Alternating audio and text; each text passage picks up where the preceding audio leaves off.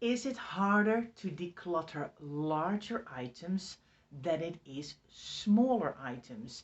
And that's what we're talking about here today on this Organize Your House video. So hi everyone, I'm Ingrid Jansen and I'm going to chat to you about decluttering larger items. Because a friend of mine recently contacted me and said, I am renovating my living room and I've realized that I find it really hard to declutter those larger items. I don't have any problems with decluttering books or clothes or ornaments or those kinds of things because I can just put them in a bag, drop them off at the charity shop and I'm done. But the larger items really stop me in my tracks. So would you mind doing a video for me so I can learn from you? Because I'm sure it's not only me who's struggling with this, but other people might find it difficult too. And of course, what we've realized is that with larger items, it's it's not only the size that you have to deal with, it's also probably more an emotional value if the items are larger.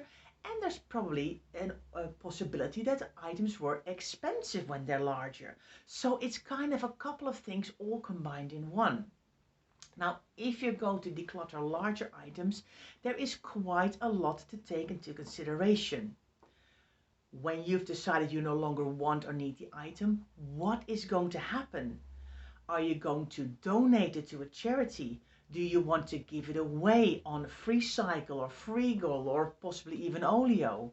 Or do you want to sell it? So that's kind of the first decision that needs to be made. What is going to happen with this item? Then, of course, the item itself needs to be looked at. Does it need cleaning? Does it need repairing or fixing of some sort before you can either donate, sell, or give it away? You probably need to measure the item. So you've got all the measurements ready because, of course, with larger items, people need to know, does it fit in my car? Do I need to get a large car to transport the item? So people will always ask for measurements.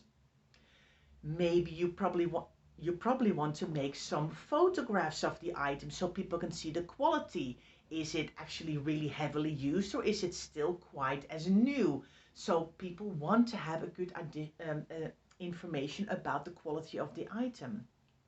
Now, if you decide you want to have it donated and you want to have it picked up, you probably need to book a slot in advance. You need to check with the charity, do they actually accept this item? Does the item need to have the fire labels on it still? Are the fire labels still there? So you actually need to do quite a lot of research and information gathering before you actually post the item for sale or to pick up or to donate. So do those things in advance. Once you've realized there's an item of furniture I no longer need, what needs to happen with it? If it's an old mattress, you probably cannot charity shop it or give it away. It probably needs to go to the recycling center. Does it fit in your car? Or can you maybe arrange for a council to come and pick it up? So do your research.